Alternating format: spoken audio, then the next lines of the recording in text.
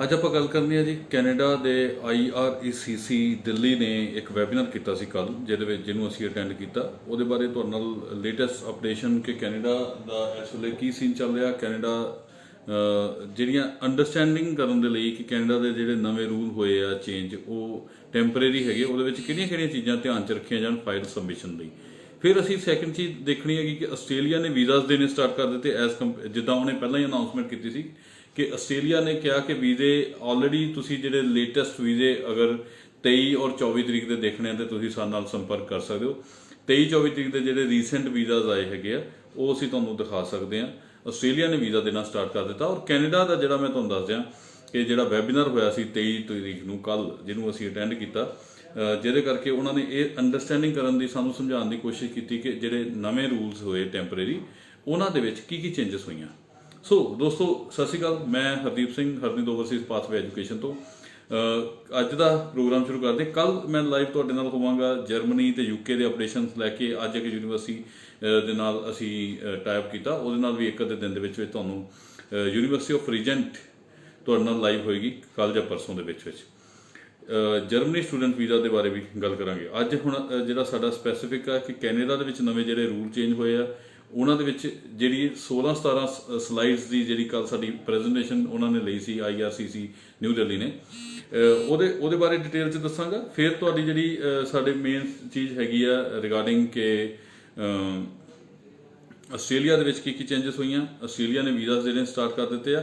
ਫਿਰ ਵਾਰੀ ਆ ਜਾਂਦੀ ਹੈ ਕਿ ਜਿਹੜੇ ਕੈਨੇਡਾ ਦੇ ਵਿੱਚ ਕਿਹੜੇ ਕਾਲਜਸ ਆ ਜਿਹੜੇ ਤੁਹਾਨੂੰ ਫੀਸ ਆਫਟਰ ਵੀਜ਼ਾ ਜਾਂ ਇਹ ਕਹਿ ਰਹੇ ਆ, ਇਹ ਕਮਿਟ ਕਰ ਰਹੇ ਆ ਕਿ ਜਿਹੜੇ ਅਗਰ in case of approval in principal ਤੋਂ ਬਾਅਦ ਚੋਂ ਮੇਨ ਅਪਰੂਵਲ ਨਹੀਂ ਆਉਂਦੀ ਤਾਂ ਤੁਹਾਡੀ ਫੀਸ ਅਸੀਂ ਰਿਫੰਡ ਕਰਾਂਗੇ। ਗੁਰਸ਼ਰਨ ਸਿੰਘ ਹੁਣਾਂ ਦਾ ਸਰ Sheffield Hallam university fees pay ਕਰ ਦਿੱਤੀ ਹੈ, ਕੈਸ਼ ਲੈਟਰ ਕਦੋਂ ਤੱਕ ਆਏਗੀ? ਇਹ ਡਿਪੈਂਡ ਕਰਦਾ ਕਿ ਤੁਸੀਂ ਯੂਨੀਵਰਸਿਟੀ ਦੀਆਂ ਰਿਕੁਆਇਰਮੈਂਟ ਬਾਕੀ ਫੁੱਲ ਕਰ ਦਿੱਤੀਆਂ, ਕਿਉਂਕਿ ਫੀਸ ਕਦੀ ਵੀ ਇਦਾਂ ਨਹੀਂ ਹੁੰਦਾ ਕਿ ਫੀਸ ਪੇ ਕਰਤੀ ਤੇ ਕੈਸ਼ ਆਣੀ ਚਾਹੀਦੀ ਹੈ।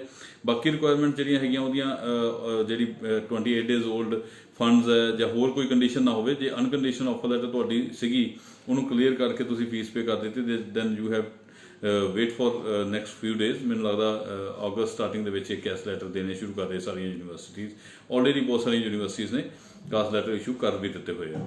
ਕੱਲ ਨੂੰ ਮੈਂ ਤੁਹਾਡੇ ਨਾਲ ਲਾਈਵ ਹੋਵਾਂਗਾ for Germany and UK study visa. ਪਰਸੋਂ ਤੁਹਾਡੇ ਨਾਲ ਲਾਈਵ ਹੋਵਾਂਗਾ for the Canada work permit and PR permanent residency ਨੂੰ ਲੈ ਕੇ। ਅੱਜ ਦੀਆਂ ਜਿਹੜੀਆਂ ਹਾਈਲਾਈਟਸ ਹੈਗੀਆਂ ਦੈਟ ਇਜ਼ ਕੱਲ ਜਿਹੜੀ ਉਹਨਾਂ ਨੇ ਪ੍ਰੈਜੈਂਟੇਸ਼ਨ ਦਿੱਤੀ ਹੈ, ਵੈਬੀਨਾਰ ਸਾਨੂੰ ਦਿੱਤਾ ਹੈਗਾ IRCC ਨੇ, ਉਹਦੀਆਂ ਹਾਈਲਾਈਟਸ ਮੈਂ ਤੁਹਾਨੂੰ ਦੱਸ ਦਿੰਦਾ ਕਿ ਕਿਹੜਾ ਬੰਦਿਆਂ ਦੀ ਰਿਸਟ੍ਰਿਕਸ਼ਨਸ ਆ ਟਰੈਵਲ ਜਿਹੜੇ ਨਹੀਂ ਕਰ ਸਕਦੇ, ਕਿਹੜਾ ਬੰਦਿਆਂ ਨੂੰ ਐਗਜ਼ੈਂਪਟਡ ਆ ਜਿਹੜੇ ਟਰੈਵਲ ਕਰ ਸਕਦੇ ਆ। ਫਿਰ ਜਿਹੜਾ ਪ੍ਰੋਸੈਸਿੰਗ ਚੇਂਜਸ ਡਿਊਰਿੰਗ ਦਾ ਪੈਂਡੈਮਿਕ ਹੈ, 2 ਸਟੈਪ ਰਿਵਿਊ ਪ੍ਰੋਸੈਸ ਹੈ। ਸਟੂਡੈਂਟ ਡਾਇਰੈਕਟ ਸਟਰੀਮ ਦੇ ਵਿੱਚ ਕਿਹੜੀਆਂ ਚੇਂਜਸ ਜਾਂ ਕਿੱਦਾਂ ਫਾਈਲ ਲੱਗਣੀ ਆ, ਨੌਨ SDS ਦੇ ਵਿੱਚ ਫਾਈਲ ਕਿੱਦਾਂ ਲੱਗਣੀ ਆ, ਐਲੀਜੀਬਿਲਟੀ ਕਿਹੜੀਆਂ ਚੀਜ਼ਾਂ ਦਾ ਧਿਆਨ ਰੱਖਣਾ ਹੈਗਾ, then authorised leave during studies, ਕਿਹੜੇ ਬੱਚੇ ਪੜ੍ਹਾਈ ਤੋਂ ਲੀਵਸ ਲੈ ਸਕਦੇ ਆ ਅਗਰ ਬੱਚੇ ਉੱਥੇ ਆਲਰੇਡੀ ਹੈਗੇ ਆ ਕੈਨੇਡਾ ਦੇ ਵਿੱਚ ਜਿਹੜੇ ਪੜ੍ਹ ਰਹੇ ਆ ਜਾਂ ਜਿਹਨਾਂ ਦੇ ਵੀਜ਼ਾਸ ਆ ਚੁੱਕਾ, ਜਿਹਨਾਂ ਦਾ ਮਈ ਜਾਂ ਸਤੰਬਰ ਦੇ ਵਿੱਚ ਜਾਂ ਆਨਲਾਈਨ ਕਲਾਸਿਸ ਹੈਗੇ, ਕਿਹੜੇ ਬੱਚੇ ਆ ਜਿਨ੍ਹਾਂ ਨੂੰ ਉਹ ਵੇਵ ਕਰਨਗੇ ਕਿ ਤੁਸੀਂ ਲੀਵ ਵੀ ਲੈ ਸਕਦੇ ਹੋ ਪੜ੍ਹਾਈ ਦੇ ਲਈ। ਫਿਰ ਆ ਜਾਂਦਾ ਕਿ impact on post graduate work permit programme. ਇਹ ਸਾਰੇ ਐਪੀਸੋਡ ਦਾ ਪੋਸਟ ਗ੍ਰੈਜੂਏਟ ਵਰਕ ਪਰਮਿਟ ਦੇ ਉੱਤੇ ਕੀ ਇੰਪੈਕਟ ਪਏਗਾ। ਫਿਰ ਆ ਗਿਆ ਇੱਕ IRCC ਨੇ ਫਰਾਡ ਬਚਣ ਲਈ ਵੀ ਟਿਪਸ ਦਿੱਤੇ ਆ ਕਿ ਆਪਾਂ ਬਚ ਕਿੱਦਾਂ ਸਕਦੇ ਹਾਂ ਫਰਾਡ ਤੋਂ। ਫਿਰ ਉਹਨਾਂ ਨੇ ਦਿੱਤੀਆਂ conditions before boarding and mandatory quarantine, ਜਿਹੜੀਆਂ ਤੁਸੀਂ ਕੱਲ ਨੂੰ ਫਲਾਈ ਕਰਨਾ ਉਹਦੇ ਲਈ ਕਿਹੜੀਆਂ ਚੀਜ਼ਾਂ ਦਾ ਧਿਆਨ ਰੱਖਣਾ, ਕੁਆਰੰਟਾਈਨ ਕਿੱਦਾਂ ਹੋਣਾ, ਮੈਂਡੇਟਰੀ ਜਿਹੜੀ ਹੈਗੀ ਬੋਰਡਿੰਗ ਤੁਸੀਂ ਟਿਕਟ ਜਿਹੜੀ ਲੈਣੀ ਉਹਦੇ ਵਿੱਚ ਕਿਹੜੀਆਂ ਚੀਜ਼ਾਂ ਦਾ ਧਿਆਨ ਰੱਖਣਾ। ਫਿਰ ਆ ਜਾਂਦੀਆਂ ਕਿ ਕੁਐਸਚਨ ਐਂਡ ਆਨਸਰ। ਇਹ ਸਾਡਾ ਇੱਕ ਵੈਬੀਨਾਰ ਹੋਇਆ ਸੀ 23 ਤਰੀਕ ਨੂੰ ਜਿਹੜਾ ਯੈਸਟਰਡੇ ਸੀਗਾ, ਉਹਦੇ ਬਾਰੇ ਤੁਹਾਨੂੰ ਹਾਈਲਾਈਟ ਦੇਣ ਦੇ ਲਈ ਅੱਜ ਮੈਂ ਤੁਹਾਡੇ ਨਾਲ ਰੂਬਰੂ ਹੈਗਾ। ਫਿਰ ਉਹਨਾਂ ਨੇ ਦੱਸਿਆ ਕਿ ਇਹ ਸਾਰੀਆਂ ਚੀਜ਼ਾਂ ਜਿਹੜੀਆਂ ਹੈਗੀਆਂ implemented restrictions that limit travel to Canada until further notice most people cannot travel to Canada even if they have a valid visitor visa। ਹੁਣ ਜਿਹਨਾਂ ਕੋਲ ਵਿਜ਼ਿਟਰ ਵੀਜ਼ਾ ਹੈਗਾ ਉਹਨਾਂ ਨੂੰ ਤੇ ਆਲਰੇਡੀ ਉਹਨਾਂ ਨੇ ਟਰੈਵਲ ਦੇ ਲਈ ਰਿਸਟ੍ਰਿਕਟ ਕੀਤਾ ਹੋਇਆ। ਆਲਰੇਡੀ ਜਿਹਨਾਂ ਦੇ ਕੋਲ ਪਹਿਲੀ ਗੱਲ ਤੇ ਵਿਜ਼ਿਟਰ ਵੀਜ਼ਾ ਨੂੰ ਐਪਲੀਕੇਸ਼ਨ ਨੂੰ ਅਸੈਪਟ ਨਹੀਂ ਕਰਦੇ, ਦੂਜੀ ਗੱਲ ਜਿਹਨਾਂ ਕੋਲ ਵੀਜ਼ਾ ਹੈਗਾ ਵੀ ਹੈ ਉਹ ਵੀ ਪਲੀਜ਼ ਰੱਬ ਕਰਕੇ ਟਰੈਵਲ ਨਾ ਕਰਿਓ, ਉਹ ਤੁਹਾਨੂੰ ਟਰੈਵਲ ਨਹੀਂ ਹੋਣ ਦੇਣਗੇ, ਉੱਥੇ ਐਂਟਰ ਨਹੀਂ ਹੋਣ ਦੇਣਗੇ। ਜਿਨ੍ਹਾਂ ਕੋਲ ਪਹਿਲਾਂ ਤਾਂ ਉਹਨਾਂ ਨੇ ਕਹਿ ਦਿੱਤਾ restriction on travel to Canada, ਕਿਹੜੇ ਬੰਦਿਆਂ ਨੂੰ ਰਿਸਟ੍ਰਿਕਸ਼ਨ ਹੈਗੀ ਹੈ ਕਿ ਜਿਹੜੇ ਬਿਲਕੁਲ ਕੈਨੇਡਾ ਨਾ ਆਉਣ। ਨੰਬਰ 1 ਦੇ ਵਿੱਚ ਉਹਨਾਂ ਨੇ ਲਿਖਿਆ ਕਿ ਜਿਨ੍ਹਾਂ ਕੋਲ ਵਿਜ਼ਿਟਰ ਵੀਜ਼ਾ ਹੈਗਾ, ਚਾਹੇ ਉਹ ਹੈਗਾ ਵੀ ਹੈ ਤੁਹਾਡੇ ਕੋਲ ਆਨਲਾਈਨ ਵੀਜ਼ਾ ਹੈਗਾ, ਕੈਸ਼ ਲੈਟਰ ਦਾ process and file lodgement process. Harvinder Multani, CAS letter ਦਾ ਪ੍ਰੋਸੈਸ ਮੈਂ ਤੁਹਾਨੂੰ ਪਹਿਲਾਂ ਹੀ ਦੱਸਿਆ। ਆਫਰ ਲੈਟਰ ਅਗਰ ਤੁਹਾਡੀ ਆਈ ਹੋਈ ਆ, ਉਹਦੀਆਂ ਕੰਡੀਸ਼ਨਸ ਚੈੱਕ ਕਰੋ, ਕੋਈ ਕੰਡੀਸ਼ਨ ਨਹੀਂ ਹੋਣੀ ਚਾਹੀਦੀ। ਉਹਦੀ ਫੀਸ ਪੇ ਕੀਤੀ ਆ, ਫੰਡ ਵੈਰੀਫਿਕੇਸ਼ਨ, ਫੰਡ ਤੁਹਾਡੀ ਹੋ ਚੁੱਕੀ, ਫੰਡ 28 ਡੇਜ਼ 올ਡ ਭੇਜ ਚੁੱਕੇ ਆ, ਤੁਹਾਡੀ ਇੰਟਰਵਿਊ ਹੋ ਚੁੱਕੀ ਹੈ। ਦੈਨ ਤੁਹਾਡੀ ਕਾਸਟ ਲੈਟਰ ਯੂਨੀਵਰਸਿਟੀ ਤੋਂ ਯੂਨੀਵਰਸਿਟੀ ਡਿਪੈਂਡ ਕਰਦਾ, ਕਈਆਂ ਨੇ ਇਸ਼ੂ ਕਰਨੇ ਸ਼ੁਰੂ ਕਰ ਦਿੱਤੇ ਆ, ਕਈਆਂ ਦੇ ਅਗਸਤ ਦੇ ਵਿੱਚ ਫਸਟ ਵੀਕ ਦੇ ਵਿੱਚ ਸ਼ੁਰੂ ਕਰ ਰਹੇ ਆ, ਕਿਉਂਕਿ ਸਪਟੈਂਬਰ ਇਨਟੇਕ ਆ ਆਲਮੋਸਟ ਸਾਰੀਆਂ ਯੂਨੀਵਰਸਿਟੀਜ਼ ਦਾ। ਮੈਂ ਤੁਹਾਨੂੰ ਦੱਸ ਰਿਹਾ ਕਿ ਪਹਿਲਾਂ ਅੱਜ ਜਿਹੜਾ ਸਾਡਾ ਵੈਬੀਨਾਰ ਹੋਇਆ ਸੀ ਕੱਲ ਕੈਨੇਡਾ ਦਾ, ਉਹਦੇ ਦੇ ਵਿੱਚ 16-17 ਜਿਹੜੀਆਂ ਸਕਰੀਨਸ ਹੈਗੀਆਂ ਉਹਨਾਂ ਨੂੰ ਤੁਹਾਡੇ ਨਾਲ ਸ਼ੇਅਰ ਕਰ ਰਿਹਾ ਕਿਹੜੀ ਕੈਨੇਡਾ ਹਾਈ ਕਮਿਸ਼ਨ ਨੇ ਜਿਹੜਾ ਵੈਬੀਨਾਰ ਕੀਤਾ ਸੀ ਉਹਦੇ ਵਿੱਚ ਕਿਹੜੀਆਂ ਅਪਡੇਸ਼ਨ ਦਿੱਤੀਆਂ। ਪਹਿਲੀ ਅਪਡੇਸ਼ਨ ਹੈਗੀ ਆ ਕਿ ਅਗਰ ਤੁਹਾਡੇ ਕੋਲ ਵਿਜ਼ਿਟਰ ਵੀਜ਼ਾ ਹੈਗਾ ਤੁਸੀਂ ਟਰੈਵਲ ਨਹੀਂ ਕਰ ਸਕਦੇ। ਸੈਕਿੰਡ ਅਪਡੇਸ਼ਨ ਉਹਦੇ ਵਿੱਚ ਹੈਗੀ ਆਬਜੈਕਸ਼ਨ ਦਾ objective is to suspend all non, ਉਹਨਾਂ ਨੇ ਇਹ ਕਿਹਾ ਕਿ ਜਿਹੜੇ ਨਾਨ ਐਸੈਂਸ਼ੀਅਲ ਹੈ, ਜਿਨ੍ਹਾਂ ਦਾ ਜ਼ਰੂਰੀ ਨਹੀਂ ਹੈਗਾ ਕੈਨੇਡਾ ਦੇ ਵਿੱਚ ਆਉਣਾ, ਉਹਦੇ ਬਿਲਕੁਲ ਨਾ। ਫਿਰ ਆਂਦਾ ਕਿ ਜਿਹੜੇ ਆ ਸਕਦੇ ਆ, ਉਹ ਕਿਹੜੇ ਆ ਸਕਦੇ ਆ। ਕੈਨੇਡੀਅਨ ਸਿਟੀਜ਼ਨ ਜਿਹੜੇ ਜਾਂ ਕੈਨੇਡੀਅਨ ਪਰਮਾਨੈਂਟ ਰੈਜ਼ੀਡੈਂਟਸ ਜਿਹੜੇ ਇਹਨਾਂ ਕੋਲ ਕੈਨੇਡਾ ਦੇ ਪੀਆਰਸੀ ਜਾਂ ਕੈਨੇਡਾ ਸਿਟੀਜ਼ਨ ਹੈਗੇ, ਕਿਸੇ ਤਰੀਕੇ ਉਹ ਇੰਡੀਆ ਦੇ ਵਿੱਚ ਰਹਿ ਗਏ ਆ, they can travel to Canada. ਫਿਰ ਉਹ ਕਹਿੰਦਾ ਕਿ ਇਹ ਪ੍ਰੋਟੈਕਟਡ ਪਰਸਨ, ਜਿਹੜੇ ਕੋਈ ਸਪੈਸ਼ਲ ਪਰਸਨ ਹੈਗੇ ਉਹਨਾਂ ਦੇ, ਦਾ ਫੋਰਨ ਨੈਸ਼ਨਲ ਕਮਿੰਗ ਟੂ, ਕਿੰਨੇ ਵੀ ਇਹਦੇ ਵਿੱਚ ਵਰਕ ਪਰਮਿਟ ਤੇ ਪੀਆਰ ਵਾਲੇ ਅਪਲਾਈ ਕਰ ਸਕਦੇ, ਫੋਰਨ ਨੈਸ਼ਨਲ। ਇਹਦੇ ਵਿੱਚ ਕੁਝ ਸਟੂਡੈਂਟ ਵੀ ਅਪਲਾਈ ਕਰ ਸਕਦੇ ਆ। ਸਟੂਡੈਂਟ ਕਿਹੜੇ ਅਪਲਾਈ ਕਰ ਸਕਦੇ ਉਹਦੇ ਵਿੱਚ ਮੈਂ ਤੁਹਾਨੂੰ ਦੱਸ ਦਿੰਦਾ। ਫੋਰਨ ਵਰਕਰ ਹੈ ਕੁਝ, ਫਿਰ ਦੈਨ ਸਟੂਡੈਂਟ ਹੈ, ਫਿਰ ਪਰਮਾਨੈਂਟ ਰੈਜ਼ੀਡੈਂਟ ਹੈ, ਅਪਰੂਵਡ ਪਰਮਾਨੈਂਟ ਰੈਜ਼ੀਡੈਂਟ ਹੈ। ਸਟੂਡੈਂਟ ਦੇ ਵਿੱਚ ਅਗਲਾ ਕੁਐਸਚਨ ਆਉਂਦਾ ਕਿ ਕਿਹੜੇ ਸਟੂਡੈਂਟ ਹੈਗੇ ਆ ਜਿਹੜੇ ਇਹਦੇ ਵਿੱਚ ਟਰੈਵਲ ਕਰ ਸਕਦੇ। ਦੈਟ ਇਜ਼ ਉਹ ਸਟੂਡੈਂਟ ਹੈ ਜਿਨ੍ਹਾਂ ਦਾ ਵੀਜ਼ਾ 18 ਮਾਰਚ ਤੋਂ ਪਹਿਲਾਂ ਆ ਚੁੱਕਾ। 18 ਮਾਰਚ ਨੂੰ ਤੁਹਾਨੂੰ ਯਾਦ ਹੈ ਕਿ ਸਾਡੇ ਇੰਡੀਆ ਦੇ ਵਿੱਚ ਵੀ ਲਾਕਡਾਊਨ ਹੋਇਆ ਸੀ, ਪੰਜਾਬ 'ਚ ਲਾਕਡਾਊਨ ਹੋਇਆ ਸੀ 18 ਤਰੀਕ ਨੂੰ, ਉਹ 3 ਦਿਨ ਦੀ ਲਾਕਡਾਊਨ ਹੋਇਆ ਸੀ 18 ਤੋਂ 21 ਤੱਕ। 21 ਤੋਂ ਬਾਅਦ ਚੋਂ ਪ੍ਰਾਈਮ ਮਿਨਿਸਟਰ ਨੇ ਮੋਦੀ ਨੇ ਇਹ ਕਹਿਤਾ ਸੀਗਾ ਕਿ ਹੁਣ ਜਿਹੜਾ ਲਾਕਡਾਊਨ ਆ ਉਹ ਜਿਹੜਾ 15 ਦਿਨ ਦਾ ਲਾਕਡਾਊਨ ਕੀਤਾ ਸੀ। 18 ਤਰੀਕ ਤੋਂ ਪਹਿਲਾਂ ਦੇ ਜਿਹਨਾਂ ਦੇ ਵੀਜ਼ਾਸ ਆ ਗਏ ਸੀਗੇ ਔਰ ਉਹ ਟਰੈਵਲ ਨਹੀਂ ਕਰ ਪਾ ਰਹੇ ਸੀ, ਦੇ ਕੈਨ ਟਰੈਵਲ, ਉਹਨਾਂ ਨੂੰ ਐਗਜ਼ੈਂਪਟਡ ਹੈਗਾ ਜਿਹੜਾ ਰਿਸਟ੍ਰਿਕਸ਼ਨ ਤੋਂ। ਜਿਨ੍ਹਾਂ ਕੋਲ ਵੈਲਿਡ ਸਟੱਡੀ ਪਰਮਿਟ ਹੈ, ਤੇ ਦੂਸਰਾ ਉਹਨਾਂ ਕੋਲ ਕਾਲਜ ਦੀ ਲੈਟਰ ਵੀ ਹੋਣੀ ਚਾਹੀਦੀ ਹੈ ਜਿਹਦੇ ਵਿੱਚ ਕਾਲਜ ਇਹ ਲਿਖ ਕੇ ਦੇਵੇ ਕਿ ਹਾਂ ਸਾਨੂੰ ਇਸ ਬੱਚੇ ਦੀ ਜ਼ਰੂਰਤ ਹੈ ਤੇ ਇਸ ਬੱਚੇ ਨੂੰ ਆਉਣ ਦਿੱਤਾ ਜਾਵੇ। Additional student must demonstrate that the travel to Canada is essential for example. ਜਾਂ ਤੀਸਰੀ ਗੱਲ ਹੈ ਕਿ ਉਹ ਬੱਚਾ ਉੱਥੇ ਉਹਨਾਂ ਨੂੰ ਦੱਸੇਗਾ ਕਿ ਕਿਉਂ ਆਉਣਾ ਚਾਹੁੰਦਾ ਉਹਦੇ ਵਿੱਚ ਹੈ ਆਲਰੇਡੀ ਰਿਜ਼ਾਈਡਿੰਗ ਇਨ ਕੈਨੇਡਾ। ਐਂਡ ਉਹ ਕਈ ਬੱਚੇ ਇਦਾਂ ਦੇ ਸੀਗੇ ਜਿਹੜੇ ਕੈਨੇਡਾ ਦੇ ਵਿੱਚ ਸੀਗੇ, ਆਪਣੀ ਪੜ੍ਹਾਈ ਕੰਟੀਨਿਊ ਕਰ ਰਹੇ ਸੀ, 2 ਸਾਲ ਦੀ ਪੜ੍ਹਾਈ ਸੀ, ਕਿਸੇ ਦਿਨ 6 ਮਹੀਨੇ ਪਹਿਲਾਂ ਗਿਆ ਸੀ, ਕੋਈ ਸਾਲ ਪਹਿਲਾਂ ਗਿਆ ਸੀ, ਕੋਈ 1.5 ਸਾਲ ਪਹਿਲਾਂ ਗਿਆ ਸੀ, ਉਹ ਪੜ੍ਹਾਈ ਛੱਡ ਕੇ ਕਿਸੇ ਕੰਮ ਲਈ ਇੰਡੀਆ ਆਇਆ ਸੀ ਤੇ ਇੰਡੀਆ ਦਾ ਲਾਕਡਾਊਨ ਹੋ ਗਿਆ। ਉਹ ਬੱਚੇ ਟਰੈਵਲ ਕਰ ਸਕਦੇ ਆ। ਕੋਈ ਇਦਾਂ ਦੇ ਬੱਚੇ ਹੋ ਸਕਦੇ ਜਿਨ੍ਹਾਂ ਦੀ ਕਲਾਸ ਉੱਥੇ ਲਗਾਉਣੀ ਬਹੁਤ ਜ਼ਰੂਰੀ ਹੈ। ਫਿਰ ਉਹੀ ਗੱਲ ਹੈ, ਅਗਰ ਉਹਨਾਂ ਨੂੰ ਕਾਲਜ ਜਾਂ ਯੂਨੀਵਰਸਿਟੀ ਇੱਕ ਲੈਟਰ ਦੇਗੀ ਕਿ ਇਹ ਸਟੂਡੈਂਟ ਸਾਡੇ ਕੋਲ ਇੱਥੇ ਚਾਹੀਦਾ, ਤੇ ਉਹ ਹਾਈ ਕਮਿਸ਼ਨ ਨੂੰ ਰਿਕੁਐਸਟ ਕਰੇਗੀ ਕਿ ਸਾਨੂੰ ਪਲੀਜ਼ ਇਹ ਬੱਚੇ ਨੂੰ ਆ ਲੈਣ ਦਿਓ। ਇਸ ਤੋਂ ਬਾਅਦ 'ਚ ਵਾਰੀ ਆ ਜਾਂਦੀ ਹੈ processing changes as a result of COVID. Online application submission, ਸਿਰਫ ਇਸ ਵੇਲੇ ਆਨਲਾਈਨ ਐਪਲੀਕੇਸ਼ਨ ਸਬਮਿਟ ਹੋ ਰਹੀਆਂ, ਜਿਹੜੀਆਂ ਐਪਲੀਕੇਸ਼ਨਸ ਹੈਗੀਆਂ ਆਫਲਾਈਨ ਬਾਇਓਮੈਟ੍ਰਿਕ ਨਹੀਂ ਹੋ ਰਹੇ, ਇਸ ਕਰਕੇ ਆਫਲਾਈਨ ਐਪਲੀਕੇਸ਼ਨ ਬਿਲਕੁਲ ਸਬਮਿਸ਼ਨ ਨਹੀਂ ਹੋ ਰਹੀਆਂ। Publish process time are not accurate. ਜਿਹੜਾ ਟਾਈਮ ਅਸੀਂ ਉਹ ਕਹਿੰਦੇ ਵੈਬਸਾਈਟ ਤੇ ਅਸੀਂ ਪਬਲਿਸ਼ ਕੀਤਾ ਹੋਇਆ ਕਿਸੇ 4 ਹਫ਼ਤੇ ਕਿਸੇ 6 ਹਫ਼ਤੇ, ਉਹ ਕਹਿੰਦੇ ਇਸ ਵੇਲੇ ਉਹਨੂੰ ਪਲੀਜ਼ ਇਗਨੋਰ ਕਰ ਦਿਓ ਕਿਉਂਕਿ ਟਾਈਮ ਸਾਡੇ ਨਾਲ ਪਤਾ ਨਹੀਂ ਹੈ ਕਿ ਟਾਈਮ ਅਪ ਐਂਡ ਡਾਊਨ ਹੋ ਰਿਹਾ। ਇਸ ਕਰਕੇ ਜਿਹੜਾ ਟਾਈਮ ਵੀ ਉਹਨਾਂ ਨੇ ਕਿਸੇ ਵੀ ਵੀਜ਼ੇ ਲਈ, ਚਾਹੇ ਵਿਜ਼ਿਟਰ ਵੀਜ਼ਾ, ਚਾਹੇ ਵਰਕ ਪਰਮਿਟ, ਚਾਹੇ PR ਹੈ, ਚਾਹੇ ਸਟੂਡੈਂਟ ਵੀਜ਼ਾ, ਅਗਰ ਕਿਤੇ ਉਹਨਾਂ ਨੇ ਕਿਹਾ ਹੋਇਆ ਕਿ ਅਸੀਂ 4 ਹਫ਼ਤੇ 'ਚ ਰਿਜ਼ਲਟ ਦੇਣਾ, ਕਿਸੇ 2 ਹਫ਼ਤੇ 'ਚ ਰਿਜ਼ਲਟ ਦੇਣਾ, ਉਹਨੂੰ ਇਗਨੋਰ ਕਰਤਾ ਜਾਵੇ। ਨੈਕਸਟ ਪੁਆਇੰਟ ਹੈਗਾ processing delay due to reduce staff at mission. ਇਸ ਵੇਲੇ ਘੱਟ ਸਟਾਫ ਦੇ ਨਾਲ ਉਹ ਕੰਮ ਕਰ ਰਿਹਾ ਕੈਨੇਡੀਅਨ ਹਾਈ ਕਮਿਸ਼ਨ, ਇਸ ਕਰਕੇ ਉਹ ਕਹਿੰਦੇ ਕਿ ਪ੍ਰੋਸੈਸਿੰਗ ਸਾਡੀ ਸਲੋ ਹੋਈ ਹੈ। ਨੈਕਸਟ ਉਹ ਕਹਿ ਰਹੇ application will not be refuse. ਹਾਂ, ਹੁਣ ਇਸ ਤੋਂ ਬਾਅਦ ਉਹ ਕਹਿ ਰਹੇ ਕਿ ਅਸੀਂ ਐਪਲੀਕੇਸ਼ਨ ਜਿਹੜੇ ਕਿ VAC ਕਲੋਜ਼ਰਸ ਹੈਗੀਆਂ, VFS ਸੈਂਟਰਸ ਹੈਗੇ ਜਿਹੜੇ application centre, visa application centres, ਉਹ ਕਲੋਜ਼ ਹੋਣ ਕਰਕੇ ਉਹ ਬਾਇਓਮੈਟ੍ਰਿਕਸ ਜਿਹਨਾਂ ਦੇ ਪੈਂਡਿੰਗ ਹੈਗੇ ਆ, ਪਾਸਪੋਰਟਸ ਜਿਹਨਾਂ ਦੇ ਜਾਂ ਮੈਡੀਕਲਸ ਜਾਂ ਰਿਕੁਆਇਰਡ ਡਾਕੂਮੈਂਟ, ਅਗਰ ਉਹਨਾਂ ਨੇ ਕਿਹਾ ਹੈਗਾ ਕਿ ਤੁਹਾਡੇ ਕੋਈ ਰਿਕੁਆਇਰਡ ਡਾਕੂਮੈਂਟ ਸਬਮਿਸ਼ਨ ਨਹੀਂ ਹੈਗੇ ਡਿਊ ਟੂ VFS ਬੰਦ ਹੋਣ ਕਰਕੇ, ਤੇ ਤੁਹਾਡੀ ਫਾਈਲ ਉਹ ਹੋਲਡ ਕਰ ਲਈ ਜਾਏਗੀ, ਉਹਨੂੰ ਰਿਫਿਊਜ਼ ਨਹੀਂ ਕੀਤਾ ਜਾਏਗਾ। ਪਹਿਲਾਂ ਹੁੰਦਾ ਸੀ ਕਿ ਜਦੋਂ ਤੁਸੀਂ ਫਾਈਲ ਲੌਜ ਕਰਦੇ ਹੋ 30 ਜਾਂ 50 ਦਿਨ ਦੇ ਵਿੱਚ ਬਾਇਓਮੈਟ੍ਰਿਕ ਕਰਾਣੇ ਆ, ਮੈਡੀਕਲ ਸਬਮਿਟ ਕਰਾਉਣਾ, ਅਗਰ ਬੱਚਾ ਉਹ ਨਹੀਂ ਕਰਾਉਂਦਾ ਤਾਂ ਕੇਸ ਰਿਫਿਊਜ਼ ਕਰ ਦਿੱਤਾ ਜਾਂਦਾ ਸੀ। ਜਾਂ ਕੋਈ ਚੀਜ਼, ਕੋਈ ਈਮੇਲ ਸਾਨੂੰ ਆ ਗਈ, ਏਜੰਟ ਨੂੰ, ਕੰਸਲਟੈਂਟ ਨੂੰ ਈਮੇਲ ਭੇਜਦੇ ਸੀ ਕਿ ਸਾਨੂੰ ਡੈਫਰਡ ਆਫਰ ਲੈਟਰ ਜਾਂ ਕੋਈ ਕਾਲਜ ਜਾਂ ਯੂਨੀਵਰਸਿਟੀ ਤੋਂ ਕੁਝ ਲਿਖਾ ਕੇ ਦਿਓ। ਹੁਣ ਕਿਸੇ ਵੀ ਕਾਰਨ ਕਰਕੇ ਜਿਹੜੇ VFS ਸੈਂਟਰਸ ਹੈਗੇ ਉਹ ਬੰਦ ਹੋਣ ਕਰਕੇ ਇਹ ਤੁਹਾਡਾ ਕੇਸ ਰਿਫਿਊਜ਼ ਨਹੀਂ ਹੋਏਗਾ। ਫਿਰ ਉਸ ਤੋਂ ਬਾਅਦ ਚੋਂ ਜਿਹੜੀ ਫੀਸ ਹੈ ਉਹ ਤੁਹਾਡੀ ਤੁਸੀਂ ਅਗਰ ਪੇ ਕੀਤੀ ਹੈ, ਫੀਸ ਪੇ ਕਰਕੇ ਤੁਸੀਂ ਫਾਈਲ ਲਗਾਓਗੇ। No visa can be issued until VFS reopen. Visa ਉਹ ਕਹਿੰਦੇ ਅਸੀਂ ਕੋਈ ਵੀ ਇਸ਼ੂ ਨਹੀਂ ਕਰਾਂਗੇ ਜਦੋਂ ਤੱਕ ਅਗਰ ਕਿਸੇ ਹੁਣ ਸਟੂਡੈਂਟ ਨੂੰ ਅਪਰੂਵਲ ਵੀ ਦੇ ਰਹੇ ਆ, ਉਹ ਪ੍ਰੀ ਅਪਰੂਵਲ ਦੇ ਰਹੇ ਆ ਦੋਸਤੋ।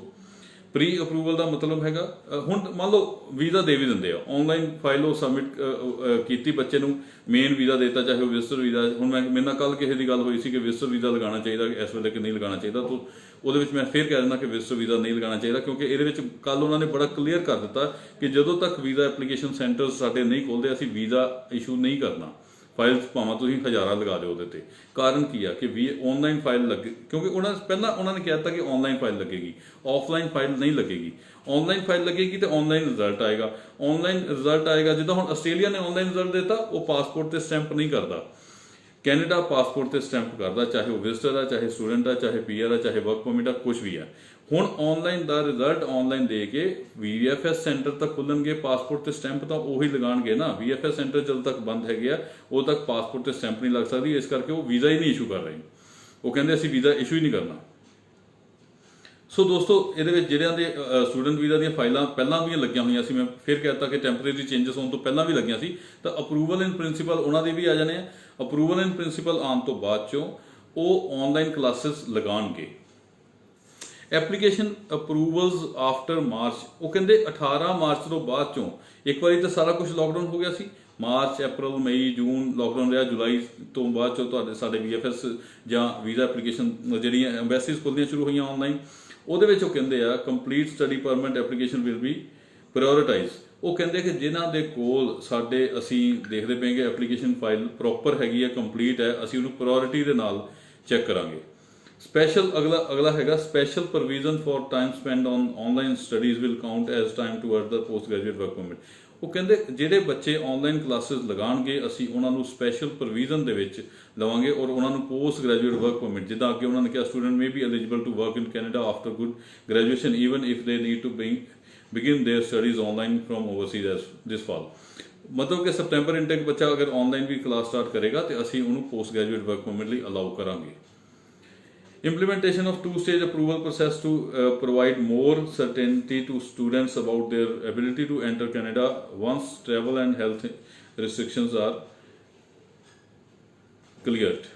ਹੁਣ ਉਹ ਕਹਿ ਰਿਹਾ ਕਿ ਅਗਰ ਜਿਹੜਾ 2 ਸਟੇਜ ਅਸੀਂ ਐਪਲੀਕੇਸ਼ਨ ਪ੍ਰੋਸੈਸ ਕੀਤਾ ਹੈਗਾ, ਇਹਦੇ ਨਾਲ ਬੱਚੇ ਨੂੰ ਬੜਾ ਕਲੀਅਰਲੀ ਮੈਸੇਜ ਜਾ ਰਿਹਾ ਕਿ ਅਗਰ ਜਿਸ ਦਿਨ ਉਹ ਜਿਹੜਾ ਕਲੀਅਰ ਹੋਏਗਾ ਰਿਸਟ੍ਰਿਕਸ਼ਨਸ ਹੈਗੀਆਂ ਜਿਹੜੀਆਂ ਟਰੈਵਲ ਤੇ ਹੈਲਥ ਰਿਸਟ੍ਰਿਕਸ਼ਨਸ ਖਤਮ ਹੋ ਜਾਣਗੀਆਂ, ਟਰੈਵਲ ਦਾ 에ਅਰਲਾਈਨਸ ਪ੍ਰੋਪਰ ਨਹੀਂ ਚੱਲਦੀਆਂ ਪਈਆਂ ਕਿਉਂਕਿ ਸਾਰੇ 에ਅਰਪੋਰਟ ਬੰਦ ਹੈ ਜਾਂ 에ਅਰਲਾਈਨਸ ਦੀਆਂ ਜਿਹੜੀਆਂ ਹੈਗੀਆਂ ਗਤੀਵਿਧੀਆਂ ਘੱਟ ਹੋਣ ਕਰਕੇ, ਤੇ ਉਹ ਸਾਰੇ ਬੱਚਿਆਂ ਦੇ ਕੋਲ ਇਸ ਵੇਲੇ ਆਪਸ਼ਨ ਹੈਗੀ ਆ ਆਨਲਾਈਨ ਪ੍ਰੀ ਅਪਰੂਵਲ ਲੈ ਕੇ ਆਪਣੀ ਸਟੱਡੀਜ਼ ਕੰਟੀਨਿਊ ਕਰ ਸਕਦੇ ਆ। ਸਟੱਡੀਜ਼ ਕੰਟੀਨਿਊ ਕਰਕੇ ਉਹਨਾਂ ਨੂੰ ਜਿਹੜਾ ਅਗਲਾ ਵੀਜ਼ਾ ਮਿਲੇਗਾ ਉਹ ਉਹਨਾਂ ਨੂੰ ਪ੍ਰਾਇਓਰਿਟਾਈਜ਼ ਤੇ ਮਿਲੇਗਾ ਜਿਨ੍ਹਾਂ ਦੇ ਆਨਲਾਈਨ ਸਟੱਡੀਜ਼ ਕੰਪਲੀਟ ਕੀਤੀਆਂ। ਮੈਂ ਫਿਰ ਉਸ ਤੇ ਗੱਲ ਕਹਿ ਦਿੰਦਾ ਕਿ ਜਿਹੜੇ ਬੱਚੇ ਅਪਰੂਵਲ ਇਨ ਪ੍ਰਿੰਸੀਪਲ ਤੋਂ ਬਾਅਦ ਚੋਂ ਸਟੱਡੀਜ਼ ਨਹੀਂ ਕਰਨਗੇ ਆਨਲਾਈਨ, ਉਹਨਾਂ ਦਾ ਉਸ ਤੋਂ ਬਾਅਦ ਚੋਂ ਵੀਜ਼ਾ ਲੈਣਾ ਥੋੜਾ ਜਿਹਾ ਡਿਫਿਕਲਟ ਹੋ ਜਾਏਗਾ, ਜਾਂ ਆਪਣੇ ਕੋਰਸ ਨੂੰ ਰੈਫਰ ਕਰ ਲਓ ਆਉਂਦੇ ਸਾਰੀ।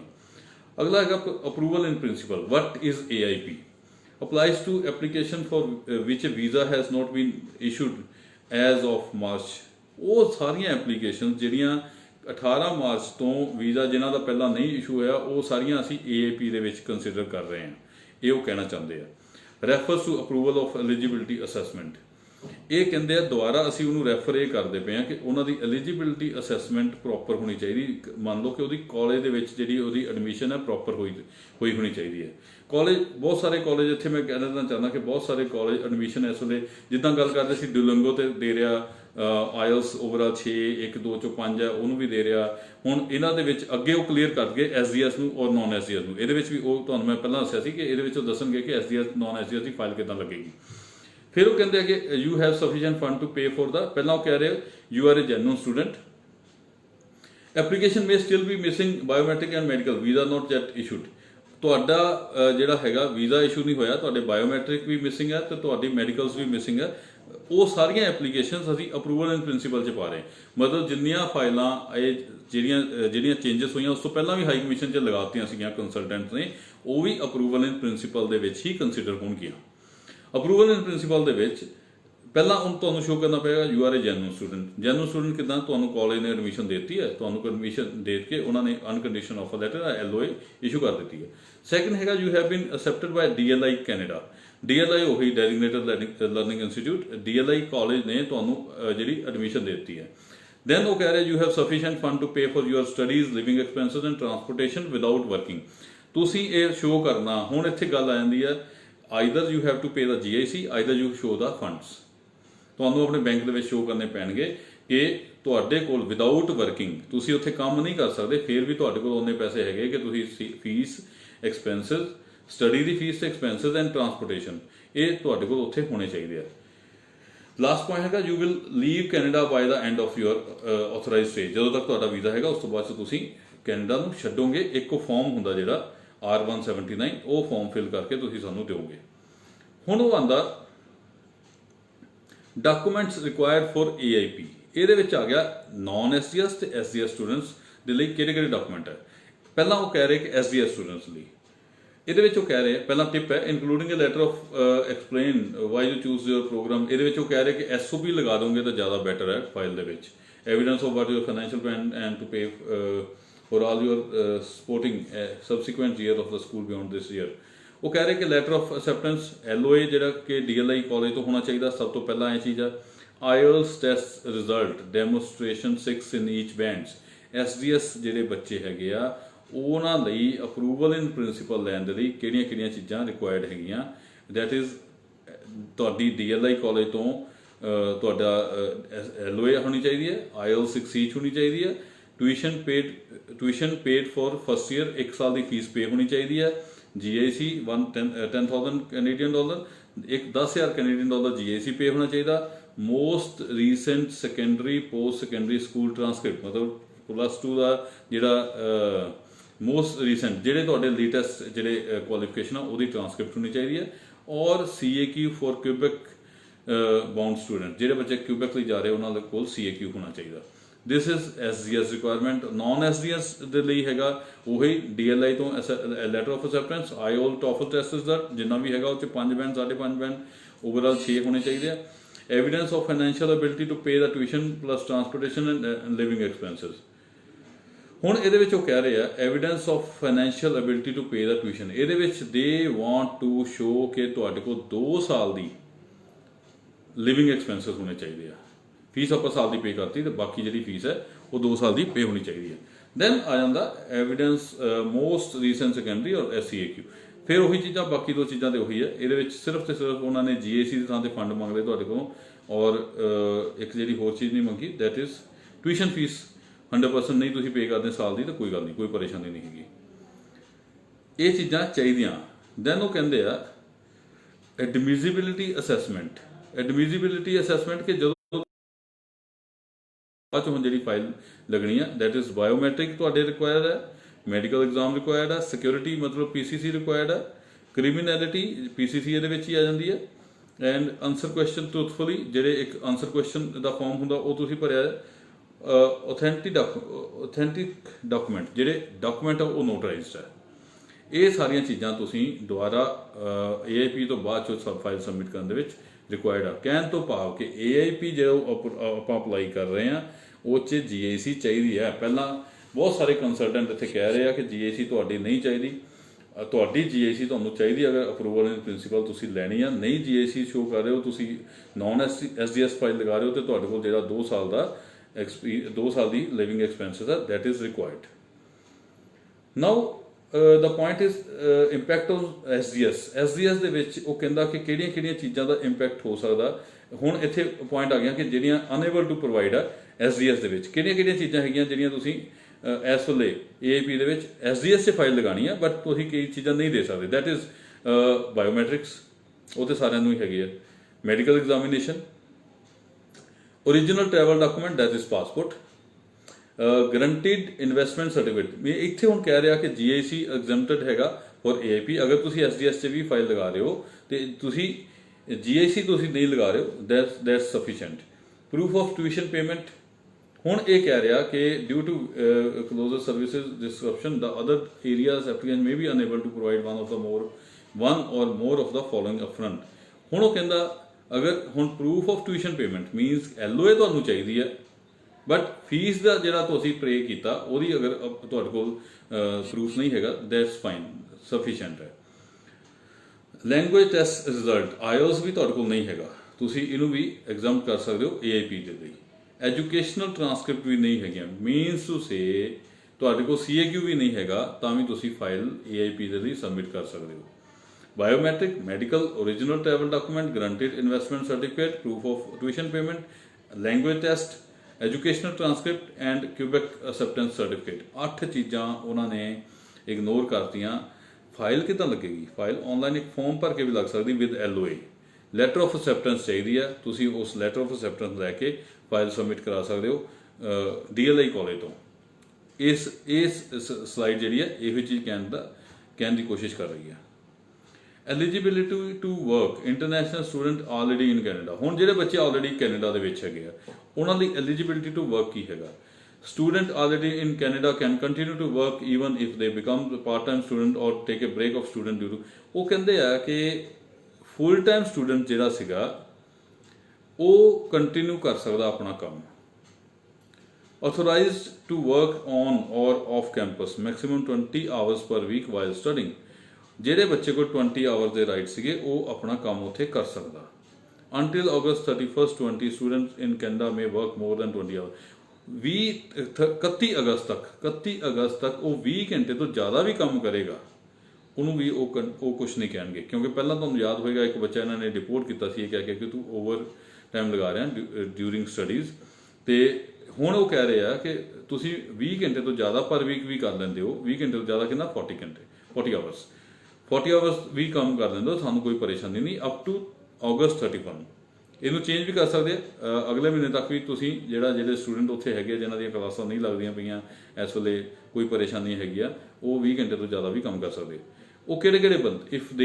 If they hold A valid study permit, ਉਹਨਾਂ ਕੋਲ ਵੈਲਿਡ ਸਟੱਡੀ ਪਰਮਿਟ ਹੋਣਾ ਚਾਹੀਦਾ, ਵੀਜ਼ਾ ਐਕਸਪਾਇਰ ਨਹੀਂ ਹੋਇਆ ਹੋਣਾ ਚਾਹੀਦਾ, and are in academic session, ਉਹਨਾਂ ਦੀ ਸਟੱਡੀਜ਼ ਵੀ ਕੰਟੀਨਿਊ ਹੋਣੀ ਚਾਹੀਦੀ ਹੈ।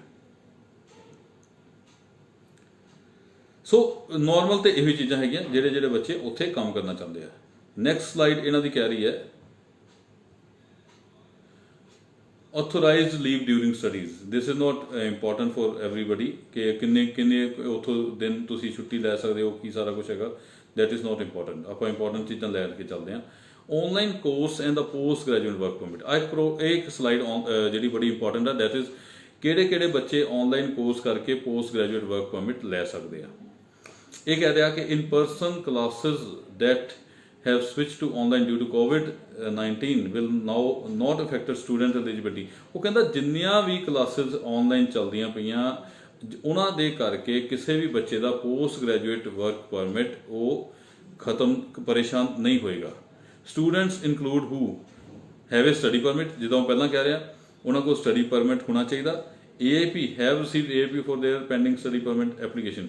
ਈਵਨ ਕਿ ਉਹਨਾਂ ਕੋਲ AAP ਵੀ ਹੈਗਾ ਜਿਨ੍ਹਾਂ ਦੇ ਪੈਂਡਿੰਗ ਸਟੱਡੀ ਪਰਮਿਟ ਉੱਥੇ ਹੈਗੇ, ਜਿਹੜੇ ਕੈਨੇਡਾ ਦੇ ਵਿੱਚ ਵੀ ਸੀਗੇ, ਕੈਨੇਡਾ ਦੀ ਉਹਨਾਂ ਦੀ ਵੀਜ਼ਾ ਐਕਸਪਾਇਰ ਹੋ ਗਿਆ ਸੀ, ਉਹਨਾਂ ਨੇ ਉੱਥੇ ਅਪਲਾਈ ਕੀਤਾ, AAP ਮਿਲ ਗਿਆ, ਉਹਨਾਂ ਕੋਲ ਵੀ ਜਿੰਨੇ ਬੱਚੇ ਸੀਗੇ AAP ਜਿਨ੍ਹਾਂ ਕੋਲ ਆ ਗਿਆ, ਅਗਰ ਉਹ ਸਟੱਡੀਜ਼ ਇੱਥੇ ਕਰਦੇ ਪਏ ਇੰਡੀਆ ਦੇ ਵਿੱਚ ਵੀ, ਉਹਨਾਂ ਕੋਲ ਵੀ ਪੋਸਟ ਗ੍ਰੈਜੂਏਟ ਵਰਕ ਪਰਮਿਟ ਲੈਣ ਦਾ ਹੱਕਦਾਰ ਹੈਗਾ। ਮੇ ਕੰਪਲੀਟ ਅਪ ਟੂ 50%। ਹੁਣ ਇਹਦੇ ਵਿੱਚ ਇੱਕ ਕੰਡੀਸ਼ਨ ਇਹ ਲੱਗ ਗਈ ਆ ਕਿ ਮੇ ਕੰਪਲੀਟ ਅਪ ਟੂ 50%। ਅਗਰ 2 ਸਾਲ ਦਾ ਕੋਰਸ ਸੀ ਤੁਹਾਡਾ, 2 ਸਾਲ ਦੇ ਕੋਰਸ ਵਿੱਚੋਂ 1 ਸਾਲ ਤੱਕ ਤੁਸੀਂ ਆਨਲਾਈਨ ਕਲਾਸਿਸ ਲੈ ਸਕਦੇ ਹੋ। 50% ਤੁਹਾਨੂੰ ਉੱਥੇ ਕੈਨੇਡਾ ਜਾ ਕੇ ਕਰਨਾ ਪਏਗਾ ਲੇਟਰ ਸਟੇਜ ਦੇ ਉੱਤੇ ਜਦੋਂ ਵੀ।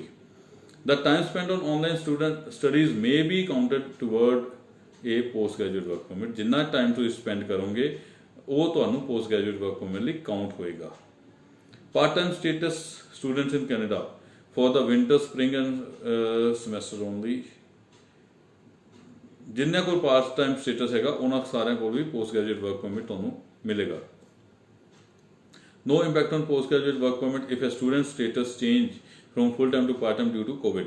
ਜਿਹੜਾ ਬੱਚਿਆਂ ਦੇ ਕਾਲਜਸ ਨੇ ਉਹਨਾਂ ਨੂੰ ਫੁੱਲ ਟਾਈਮ ਸਟੱਡੀ ਦੀ ਥਾਂ ਤੇ ਪਾਰਟ ਟਾਈਮ ਵੀ ਕਰ ਦਿੱਤਾ, ਉਹਨਾਂ ਬੱਚਿਆਂ ਨੂੰ ਵੀ ਪੋਸਟ ਗ੍ਰੈਜੂਏਟ ਵਰਕ ਪਰਮਿਟ ਮਿਲੇਗਾ। ਇਹ ਉਹ ਸਾਰੇ ਬੱਚਿਆਂ ਲਈ ਇੰਪੋਰਟੈਂਟ ਆ ਜਿਹੜੇ ਬੱਚੇ ਇੱਥੇ ਜਾਂ ਤੇ AAP ਲੈ ਕੇ ਬੈਠੇ ਆ ਜਾਂ AAP ਜਿਨ੍ਹਾਂ ਦਾ ਆ ਜਾਏਗਾ ਜਾਂ ਕੈਨੇਡਾ ਦੇ ਵਿੱਚ ਇਸ ਵੇਲੇ ਬੈਠੇ ਹੋਏ ਆ।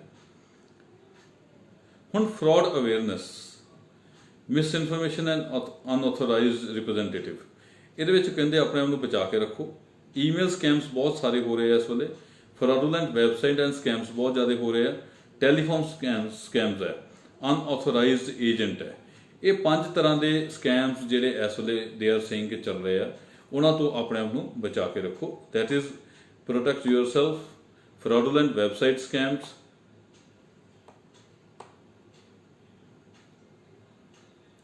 if it sounds too good to be true, probably you should never share the personal information with unauthorized agent। ਆਪਣੀ ਪਰਸਨਲ ਇਨਫੋਰਮੇਸ਼ਨ ਕਿਸੇ ਵੀ ਅਨਆਥੋਰਾਈਜ਼ਡ ਏਜੰਟ ਨੂੰ ਨਾ ਦਿਓ, ਉਹ ਇਹਨੂੰ ਮਿਸਯੂਜ਼ ਕਰ ਸਕਦਾ। ਹੁਣ ਮੰਨ ਲਓ ਕਿਸੇ ਨੇ ਵੀ, ਕਿਸੇ ਅਨਆਥੋਰਾਈਜ਼ਡ ਏਜੰਟ ਨੇ ਤੁਹਾਡੀ ਫਾਈਲ ਲਗਾਤੀ ਏਪੀ ਦੇ ਵਿੱਚ। ਏਪੀ 'ਚ ਕੀ ਚਾਹੀਦੀ, ਇੱਕ ਐਲਓਏ ਚਾਹੀਦੀ ਹੈ, $200 ਦੇ ਵਿੱਚ ਵੀ ਉੱਥੋਂ ਕੈਨੇਡੀਅਨ ਡਾਲਰ 'ਚੋਂ ਐਲਓਏ ਮਿਲ ਜਾਂਦੀ ਹੈ, ਤੇ ਉਹ ਤੁਹਾਡੀ ਫਾਈਲ ਕਿਸੇ ਲੈਵਲ ਤੇ ਵੀ ਉਹ ਰਿਫਿਊਜ਼ ਕਰਵਾ ਸਕਦਾ। ਅਗਰ ਉਹਦੇ ਕੋਲ ਡਾਕੂਮੈਂਟ ਹੈ, ਤਾਂ ਤੁਹਾਡਾ ਪਾਸਪੋਰਟ ਨੰਬਰ ਹੈ, ਤੁਹਾਡੀਆਂ ਹੋਰ ਸਾਰੀਆਂ ਚੀਜ਼ਾਂ ਹੈਗੀਆਂ, ਇੱਕ ਪਾਸਪੋਰਟ ਨੰਬਰ ਚਾਹੀਦਾ, ਉਹ ਤੁਹਾਡੀ ਉਹ ਫਾਈਲ ਸਬਮਿਟ ਆਨਲਾਈਨ ਕਰ ਸਕਦਾ। ਸੋ ਬੈਟਰ ਹੈ ਤੁਸੀਂ ਆਪਣੇ ਡਾਕੂਮੈਂਟ ਜਿਹੜੇ ਹੈਗੇ ਆ ਐਵੇਂ ਐਰੇ ਗੈਰੇ ਨੱਥੂ ਖੈਰੇ ਨੂੰ ਕਿਸੇ ਨੂੰ ਵੀ ਹੈਂਡਓਵਰ ਨਾ ਕਰੋ। ਫਿਰ ਉਹ ਕਹਿੰਦੇ fraudulent website and scams, website and social media accounts may claim to be from the government of Canada application are. ਹੁਣ ਇਹਦੇ ਵਿੱਚ ਕਹਿ ਰਹੇ ਆ ਕਿ ਬਹੁਤ ਸਾਰੇ ਫਰਾਡੂਲੈਂਟ ਈਮੇਲ ਤੇ ਵੈਬਸਾਈਟ ਬੱਚਿਆਂ ਨੂੰ ਇਸ ਵੇਲੇ ਜਾ ਰਹੀਆਂ, ਜਿਹਦੇ ਵਿੱਚ ਉਹ ਕਹਿੰਦੇ ਜਾਂਦੀਆਂ ਕਿ ਜਿਹਨੇ ਟਿਕਟ ਲੈਣੀ ਆ, ਕੋਈ ਓਫੀਸ਼ੀਅਲ ਲੈਣਾ, ਤੁਸੀਂ ਇਹਦੇ ਵਿੱਚ ਸਾਡੇ ਕੋਲ ਆਓ ਜੀ, ਅਸੀਂ ਤੁਹਾਨੂੰ ਇਹਦੇ ਅਪਰੂਵਲ ਲੈ ਕੇ ਦਿੰਦੇ, ਉੱਥੇ ਜਾਣ ਦੇ ਲਈ ਅਸੀਂ ਇਹ ਕਰਕੇ ਦਿੰਦੇ, ਉਹ ਕਰਕੇ ਦਿੰਦੇ, ਇਸ ਵੈਬਸਾਈਟ ਤੇ ਕਲਿੱਕ ਕਰੋਗੇ ਤੁਹਾਨੂੰ ਇਦਾਂ ਦੀ ਚੀਜ਼ ਕੁਛ ਮਿਲੇਗੀ। ਸੋ ਜਿੱਥੇ ਇਹੋ ਜਿਹੀ ਚੀਜ਼ ਦਿਸਦੀ ਆ ਉਹਨੂੰ ਪਲੀਜ਼ ਬਿਲਕੁਲ ਇਗਨੋਰ ਕਰੋ, ਉਸ ਚੀਜ਼ ਨੂੰ ਸਕੈਮ ਦੇ ਵਿੱਚ ਪਾ ਦਿਓ, ਸਪੈਮ 'ਚ ਪਾ ਦਿਓ, ਤਾਂ ਕਿ ਉਹ ਤੁਹਾਨੂੰ ਡਿਸਟਰਬ ਨਾ ਕਰੇ। ਈਮੇਲ ਸਕੈਮ ਵੀ ਕਹਿੰਦੇ ਆ, IRCC ਆਪਣੇ ਵੱਲੋਂ ਕਹਿੰਦੇ will never send you an email from the provide address like Hotmail or Gmail. ਕੋਈ ਵੀ ਜਿਹੜੀ ਈਮੇਲ ਆਏਗੀ ਇਮੀਗ੍ਰੇਸ਼ਨ ਵੱਲੋਂ, ਉਹ ਈਮੇਲ ਤੁਹਾਨੂੰ ਜਿਹੜੀ IRCC ਦੀ ਐਡਰੈਸ ਜਿਹੜਾ ਹੈਗਾ ਐਂਡ ਵਿੱਚ gc.ca ਔਰ canada.ca ਇੱਥੋਂ ਆਏਗੀ। ਕੋਈ ਵੀ ਜੀਮੇਲ ਤੋਂ, ਹੌਟਮੇਲ ਤੋਂ, ਯਾਹੂ ਮੇਲ ਤੋਂ ਇਹ ਅਗਰ ਤੁਹਾਨੂੰ ਕੋਈ ਈਮੇਲ ਆਉਂਦੀ ਹੈ, that is not Canadian government email. Canadian government email ਦੀ ਜਿਹੜੀ ਈਮੇਲ ਆਣੀ ਹੈ, ਦੈਟ ਇਜ਼ ਉਹ ਫਰੋਮ ਆਣੀ ਹੈ gc.canada ਜਾਂ canada.ca। ਇੱਥੋਂ ਈਮੇਲ ਆਏਗੀ ਤਾਂ ਤੁਸੀਂ ਉਹਨੂੰ ਓਰੀਜਨਲ ਮੰਨੋਗੇ, ਅਦਰਵਾਈਜ਼ ਤੁਸੀਂ ਉਹਨੂੰ ਓਰੀਜਨਲ ਨਹੀਂ ਮੰਨੋਗੇ। ਹੁਣ ਉਹ ਕਹਿ ਰਿਹਾ ਕਿ ਅਗਰ ਤੁਸੀਂ ਇੰਟਰਨੈਸ਼ਨਲ ਸਟੂਡੈਂਟ ਨੇ ਟਰੈਵਲ ਕਰਨਾ, ਉੱਥੇ ਜਿਨ੍ਹਾਂ ਨੂੰ ਟਰੈਵਲ ਐਗਜ਼ੰਪਸ਼ਨ ਦੀ ਰਿਸਟ੍ਰਿਕਸ਼ਨਸ ਤੋਂ ਐਗਜ਼ੰਪਟ ਹੈਗਾ, ਉਹ ਜਿਹੜੇ ਕਰ ਸਕਦੇ, ਜਿੱਦਾਂ ਮੈਂ ਪਹਿਲਾਂ ਆਲਰੇਡੀ ਤੁਹਾਨੂੰ ਦੱਸ ਚੁੱਕਾ, ਤੁਸੀਂ ਇਹ ਵੀਡੀਓ ਦੁਬਾਰਾ ਦੇਖੋਗੇ ਤੁਹਾਨੂੰ ਇਹ ਪਤਾ ਲੱਗ ਜਾਏਗਾ ਕਿਹੜੇ ਕਿਹੜੇ ਬੱਚੇ ਉੱਥੇ ਟਰੈਵਲ ਕਰ ਸਕਦੇ ਆ। ਹੁਣ ਉਹ ਕਹਿੰਦੇ ਆ ਕਿ ਜਿਹੜੇ ਬੱਚੇ ਇੱਥੋਂ ਟਰੈਵਲ ਕਰਨਾ ਚਾਹੁੰਦੇ ਆ, ਉਹਨਾਂ ਨੂੰ ਪਹਿਲਾਂ ਰੀਜ਼ਨ ਫॉर ਟਰੈਵਲ ਦੇਣਾ ਪਏਗਾ, ਬਹੁਤ ਐਕਸਪਲੇਨੇਸ਼ਨ ਦੇਣੀਆਂ ਪੈਣਗੀਆਂ। ਉਹਨਾਂ ਕੋਲ ਸਟੱਡੀ ਪਰਮਿਟ ਜਿਹੜਾ ਹੈਗਾ 18 ਮਾਰਚ ਤੋਂ ਪਹਿਲਾਂ ਦਾ ਹੋਣਾ ਚਾਹੀਦਾ, ਔਰ part of entry letter of the introduction reflection study permit approval, ਔਰ ਉਹਨਾਂ ਕੋਲ ਇੱਕ ਲੈਟਰ ਵੀ ਹੋਣੀ ਚਾਹੀਦੀ ਜਿਹਦੇ ਵਿੱਚ ਉਹ ਲਿਖਿਆ ਹੋਵੇ ਕਿ ਉਹਨਾਂ ਦਾ ਸਟੱਡੀ ਪਰਮਿਟ 18 ਤੋਂ ਪਹਿਲਾਂ ਹੋਣਾ ਚਾਹੀਦਾ। ਹੈਲਥ ਚੈੱਕਅਪ ਉਹ ਦੁਬਾਰਾ ਕਰਨਗੇ, must pass A health check performed at airline officials। anyone with the symptoms of COVID-19 will not be allowed to board their flight। ਫਿਰ ਉਹੀ ਗੱਲ, ਤੁਹਾਡੀ ਸਿਹਤ ਸੂਤ ਠੀਕ ਹੋਣੀ ਚਾਹੀਦੀ ਹੈ, ਤੁਹਾਡੇ ਕੋਲ ਜ਼ੁਕਾਮ ਬੁਖਾਰ ਨਹੀਂ ਹੋਇਆ ਹੋਣਾ ਚਾਹੀਦਾ। ਅਗਰ ਤੁਹਾਨੂੰ ਇਦਾਂ ਦੀਆਂ ਉੱਥੇ ਟੈਸਟ ਹੋਇਆ, ਅਗਰ ਤੁਹਾਨੂੰ ਇਦਾਂ ਦਾ ਕੁਝ ਵੀ ਚੀਜ਼ ਹੋਇਆ, ਤੁਹਾਨੂੰ ਉੱਥੇ 에ਅਰਪੋਰਟ ਤੇ ਅੱਗੇ ਜਾਣ ਤੋਂ ਮਨਾ ਕੀਤਾ ਜਾ ਸਕਦਾ, ਜਾਂ ਉੱਥੇ ਜਾਣ ਲੱਗੇ ਵੀ ਤੁਹਾਨੂੰ ਉੱਥੇ 에ਅਰਪੋਰਟ ਤੇ ਰੋਕਿਆ ਜਾ ਸਕਦਾ ਅਗਰ ਤੁਹਾਡੀ ਇਹ ਸਿੰਪਟਮਸ ਹੈਗੀਆਂ। ਦੈਨ ਉਹ ਕਹਿੰਦੇ ਮੈਂਡੇਟਰੀ ਕੁਆਰੰਟਾਈਨ ਫॉर ਟਰੈਵਲਰ, ਉੱਥੇ 14 ਦਿਨ ਦੇ ਕੁਆਰੰਟਾਈਨ ਤੁਹਾਨੂੰ ਉੱਥੇ ਰਹਿਣਾ ਹੀ ਪਏਗਾ, ਦੈਟ ਇਜ਼ ਮੈਂਡੇਟਰੀ। ਦੈਨ ਉਹ ਕਹਿ ਰਹੇ ਆ ਕਿ confirm that they have suitable place for quarantine, ਤੁਹਾਡੇ ਕੋਲ ਸੂਟੇਬਲ ਪਲੇਸ ਹੋਣਾ ਚਾਹੀਦਾ। ਐਕਸਪਲੇਨ, ਜਿੱਥੇ ਤੁਸੀਂ ਇਕੱਲੇ ਹੋਵੋ, ਤੁਹਾਡੇ ਰੂਮ ਦੇ ਵਿੱਚ ਕੋਈ ਹੋਰ ਨਹੀਂ ਹੋਣਾ ਚਾਹੀਦਾ, ਤੁਹਾਡੇ ਖਾਣ ਪੀਣ ਦਾ ਪ੍ਰਬੰਧ ਉੱਥੇ ਹੋਣਾ ਚਾਹੀਦਾ। Explain how they respect there quarantine plan, ਆਪਣਾ ਪਲਾਨ ਪੂਰਾ ਦਿਓਗੇ ਕਿ ਮੈਂ 14 ਦਿਨ ਇੱਥੇ ਰਹੂੰਗਾ, 14 ਦਿਨ ਆਹ ਬੰਦਾ ਮੈਨੂੰ ਖਾਣ ਨੂੰ ਦੇਗਾ, ਆਹ ਬੰਦਾ ਮੇਰਾ ਇਸ ਚੀਜ਼ ਦਾ ਧਿਆਨ ਰੱਖੇਗਾ ਸਾਰਾ। Undergo a health checkup before leaving the port of entry, ਤੁਸੀਂ ਉੱਥੇ ਐਂਟਰ ਹੋਣ ਤੋਂ ਪਹਿਲਾਂ ਵੀ, ਮਤਲਬ ਐਗਜ਼ਿਟ ਹੋਣ ਤੋਂ ਪਹਿਲਾਂ 에ਅਰਪੋਰਟ ਤੇ, ਕੈਨੇਡਾ ਤੇ 에ਅਰਪੋਰਟ ਤੋਂ ਐਗਜ਼ਿਟ ਹੋਣ ਤੋਂ ਪਹਿਲਾਂ ਵੀ ਤੁਹਾਨੂੰ ਇੱਕ ਟੈਸਟ ਉੱਥੇ ਤੁਹਾਡਾ ਹੈਲਥ ਚੈੱਕਅਪ ਹੋ ਸਕਦਾ ਹੈਗਾ। Do not travel to Canada unless you have evidence to support your plan. ਅਗਰ ਤੁਹਾਡੇ ਕੁਆਰੰਟਾਈਨ ਦਾ ਪਲਾਨ ਨਹੀਂ ਹੈਗਾ ਤਾਂ ਉਹ ਕਹਿੰਦੇ ਬਿਲਕੁਲ ਕੈਨੇਡਾ ਨਾ ਆਓ। ਤੁਸੀਂ ਇਹ ਨਹੀਂ ਕਹਿ ਸਕਦੇ ਕਿ ਠੀਕ ਹੈ ਜੀ ਮੈਂ ਜਾ ਕੇ ਉੱਥੇ ਟੋਰਾਂਟੋ ਜਾ ਕੇ ਕਰ ਲੂੰਗਾ ਜੀ, ਮੇਰੇ ਉੱਥੇ ਇਹ ਹੈਗਾ ਉਹ ਹੈਗਾ ਤੇ ਮੈਂ ਉਹਨਾਂ ਦਾ ਧਿਆਨ ਉਹ ਮੇਰਾ ਧਿਆਨ ਰੱਖਣਗੇ, ਇੱਦਾਂ ਦਾ ਬਿਲਕੁਲ ਨਹੀਂ ਹੈ।